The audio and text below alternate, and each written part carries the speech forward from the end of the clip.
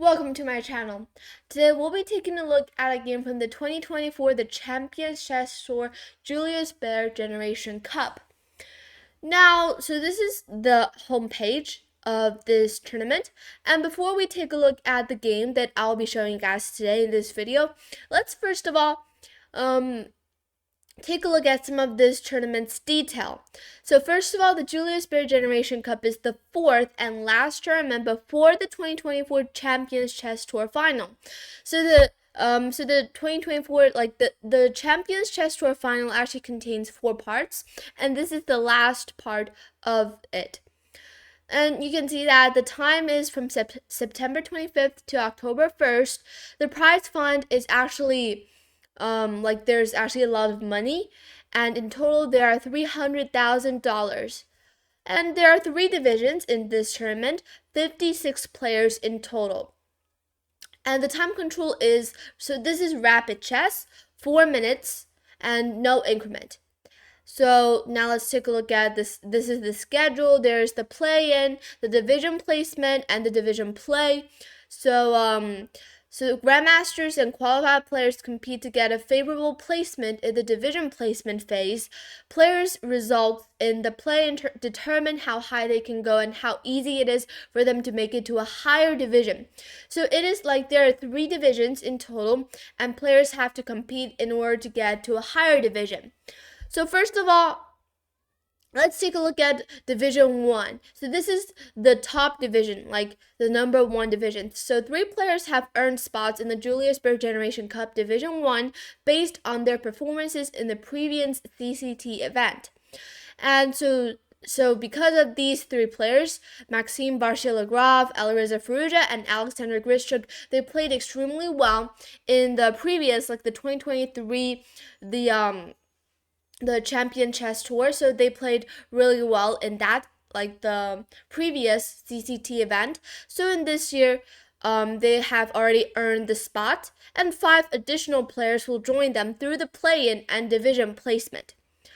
Alright, so now this is the 4 players who have already qualified for Division 1 placement. Now there's still 1 placement left. So the players below have earned a spot in so there's still 1 spot left. The players below have earned a spot in the second round of Division 1 placement based on their results in the Crunch Labs Masters. So Nepomniachtchi, Magnus Carlsen, Vidit Gurati, and Arjun Eragazi. And now Division 2 and Division 3. So Division 2 contains 16 players and Division 3 contains 32 players. Now this is the prize. You guys can basically quickly scan it, and this is the format. So yeah. So the winner of the CCT finals becomes the Champions Chess Tour champion, and players can qualify for the CCT finals by winning the online events or through the CCT leaderboard. So actually this is an online tournament, and you can watch it on Twitch and YouTube channels. Alright, so that's it for the introduction of this tournament, and let's go back to our game. So today we'll be taking a look at a game played by Nepomniachtchi and Magnus Carlsen. So actually here, you guys can already take a look at the results here. In the quarterfinals, so Nepomniachtchi, so Nepo is playing against Magnus, and then Magnus qualified into the semifinals, and here he is facing Levon Aronian because Aronian has just won against Maxime. And then in this part, Alireza has qualified, and he is going to face Alexander Grischuk. So this is what will happen in the semifinals, and then it will decide the final. Alright, but anyways, let's start by looking at this game.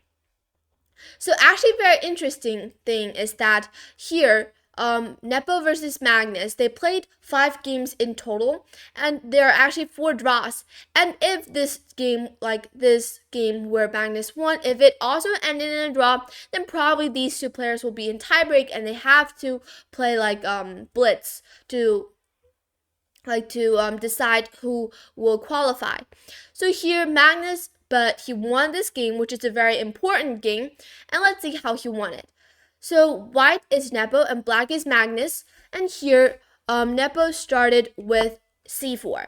So the English opening, and Magnus played e5, knight c3, knight f6, knight f3, knight c6, e3, and d5.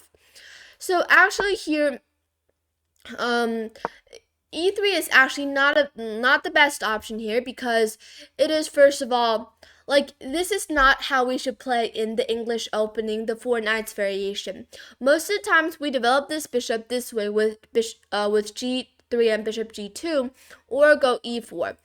But in this case, if we go e3, this bishop is actually not that, like, it's not that easy for this bishop to develop. Because first of all, it is being blocked by this pawn, and white needs to push d4 later on in the game. So what black actually here needs to do is that here black can actually go bishop b4, and already in this position, black has a small advantage, because let's say after queen c2, first of all, we can see that black is actually developing increasingly fast after short castle, and he only needs to go, for example, like d5 on the next move to develop this bishop. Whereas for white, he cannot go d4 right now, because he'll be in big trouble after e takes d4, and if he goes e takes d4, there's now actually rook e8 check. And now this is very clear that black is much faster in development, and this king, like white's king, is in big trouble. So let's go back, and that is why e3 is not a good move, but in the game, Magnus, instead of playing bishop e4, played d5, launching a pawn attack in the center immediately. And after c takes d5, knight takes d5 was played, and in the game, Nepo played bishop b5, which is the best move. And here, Magnus took on c3, and after b takes c3, because you don't really want to take with the d pawn. I mean, you can take with the d pawn, but it's not good, because after queen d1, king takes d1, this king lost the chance to go castle, and probably it will need to hide to c2. But for example, just like I'll quickly play a few moves. For example, if black goes e4 here, attacking the knight, let's say the knight goes to d4. And after bishop d7, let's say it goes knight c6. Now here, amazingly, black doesn't need to take this c6 knight, but can instead go a6 first to attack this bishop. And if the bishop goes back to a6, you can still leave this knight here. Or, I mean, you can also take with b takes c6.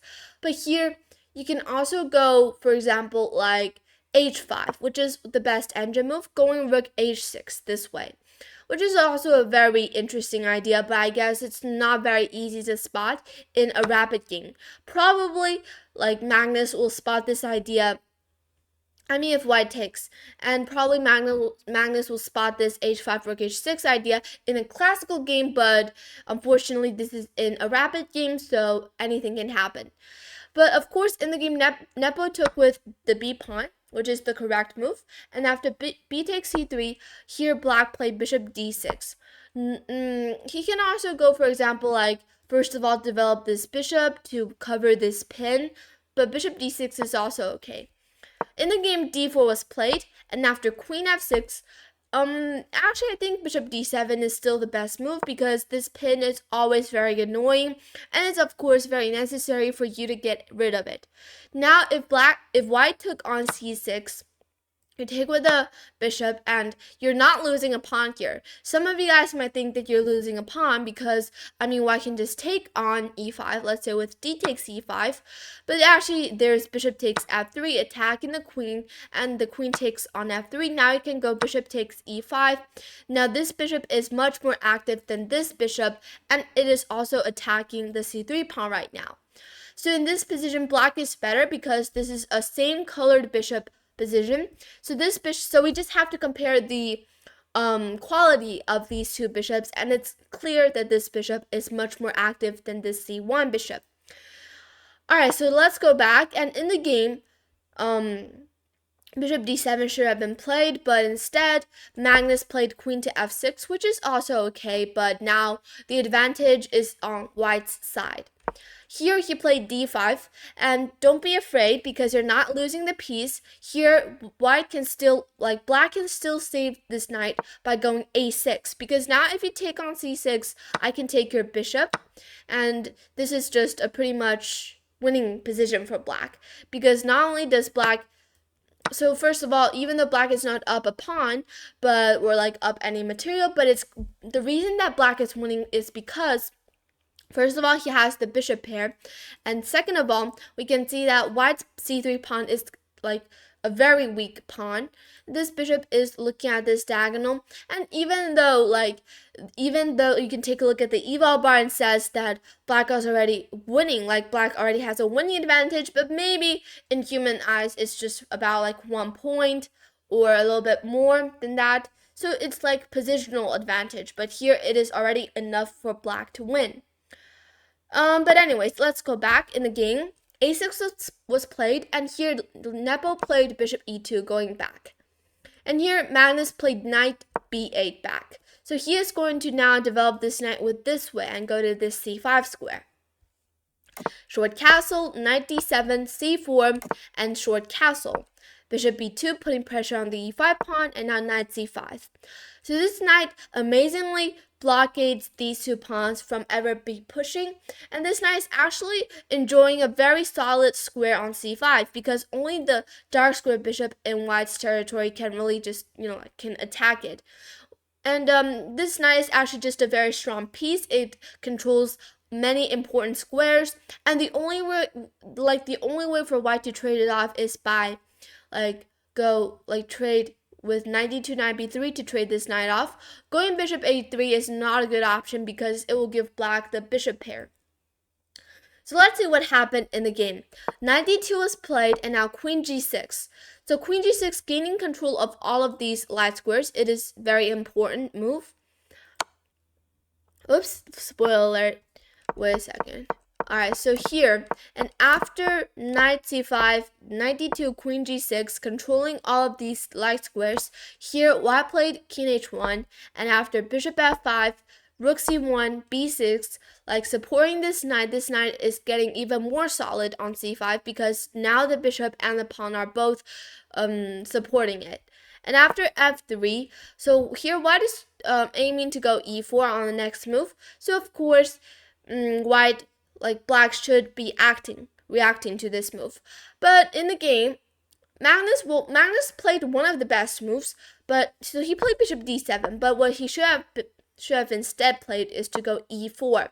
So white's idea is to go e4, so why not you go e4 first?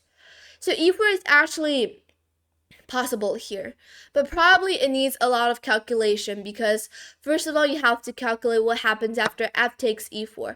Of course, f takes c4 is not the best move for white because after bishop takes c4, now let's say you take with the knight takes c4 and knight takes c4. This position is just completely winning for black. It's a positional advantage, and I think it's enough for Magnus to win. But in the game, instead, he played bishop d7, which is the second best move, going for bishop a4, and also saying that, okay, if you go e4 on the next move, I will go something like f5 to break through in the center. So are you really sure you want to go e4?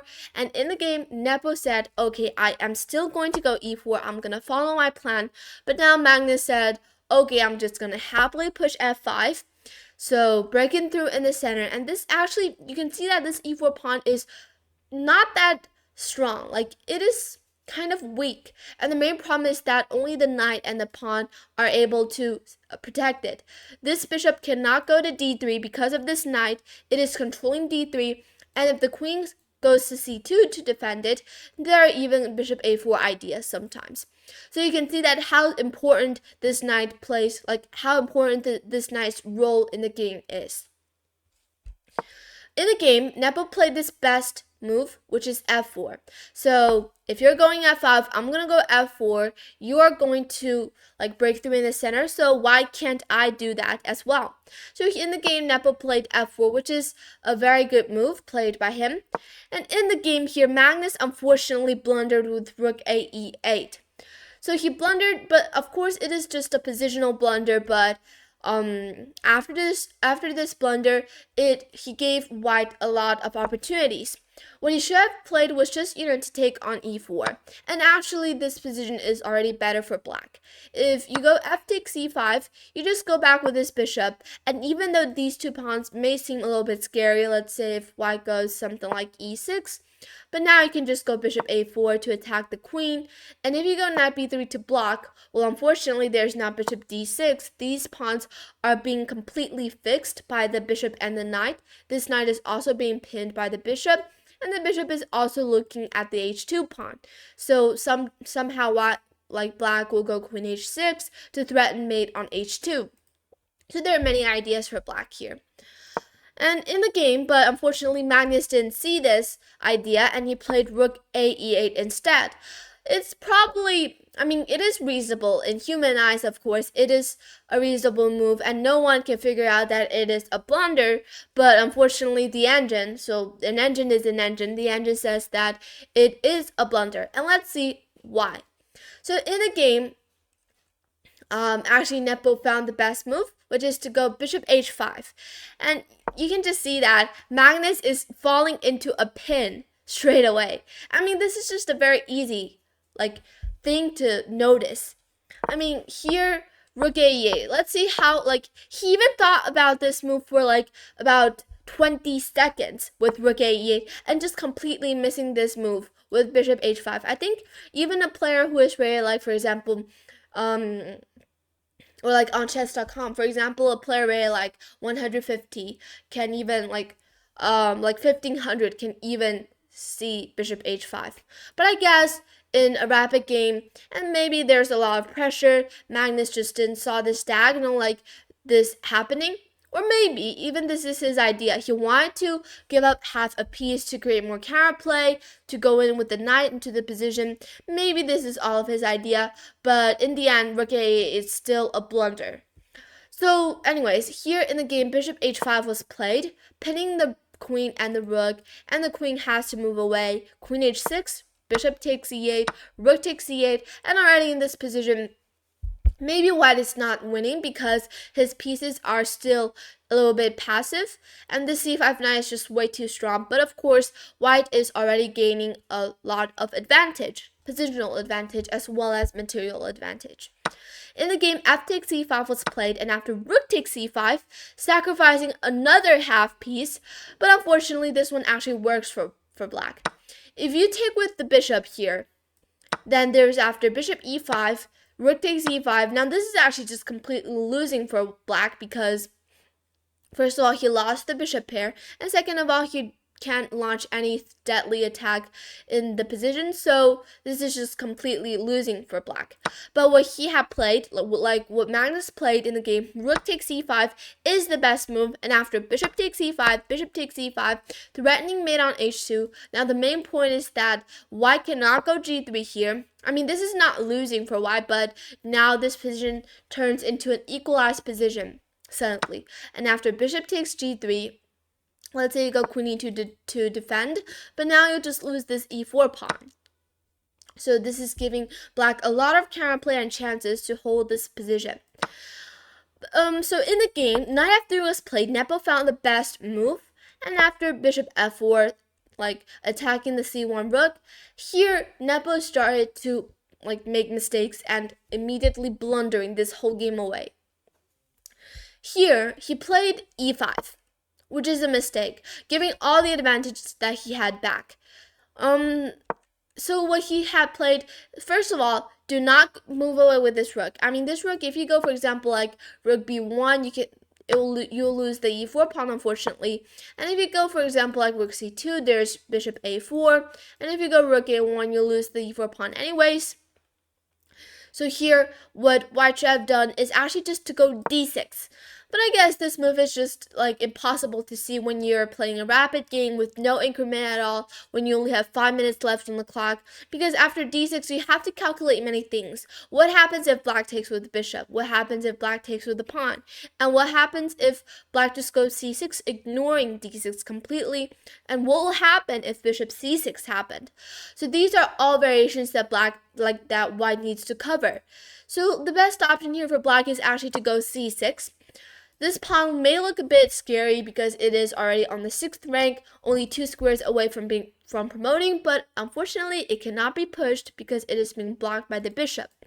And let's say if white takes on f5, but now you can just go knight e4 and threatening to go knight g3.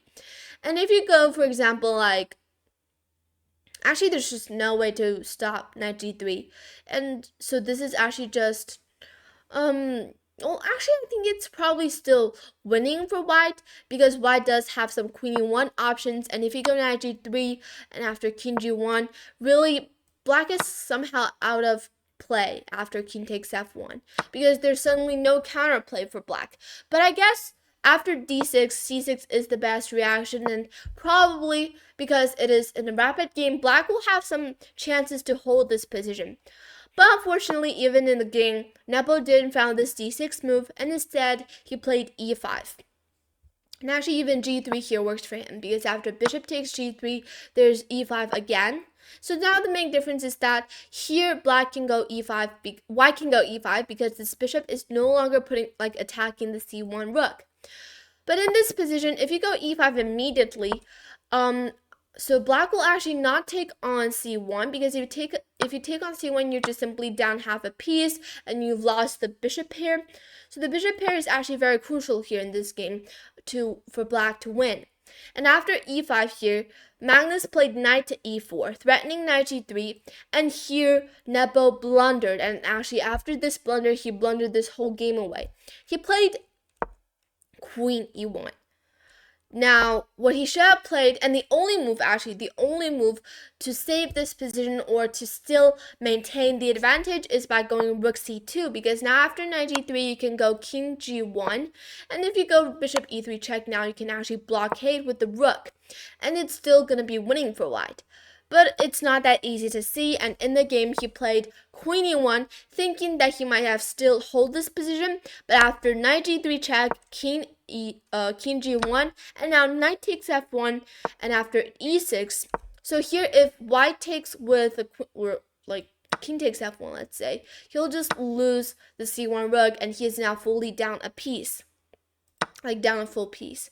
So in the game, e6 was played, trying his best to keep this position together, but Magnus is now just playing completely like an engine. He played bishop e8, the best move, and after rook c3, knight takes h2, another best move, and after rook a3, bishop d6, the best move, attacking the rook, and after rook takes a6, now after bishop c5, this is actually already reaching mate.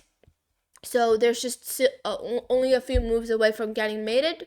So white here resigned the game, and Magnus won this game. And after winning this game, he qualified into the semi-finals.